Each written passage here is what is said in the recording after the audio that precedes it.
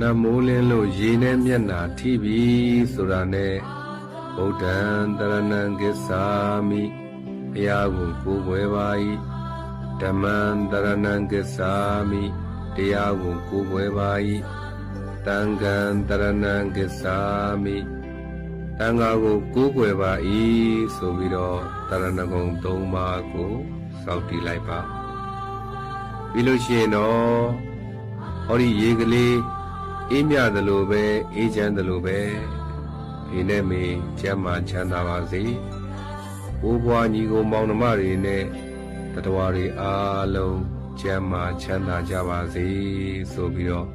မေတ္တာပို့လိုက်မယ်ပြီးပြီဆိုလို့ရှိရင်တော့ငါဤကိုယ်မှာရှိနေတာ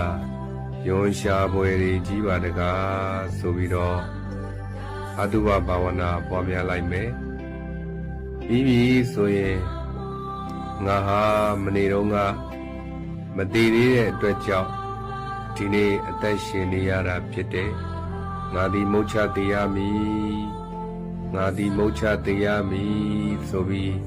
မရဏနုတ္တိပွားများလိုက်မယ်ဒါဆိုလို့ရှိရင်မနက်မိုးလင်းတဲ့အခါမှာကုသိုလ်၄မျိုးနဲ့ဘဝကိုအစာပြုလိုက်တာဖြစ်ပါ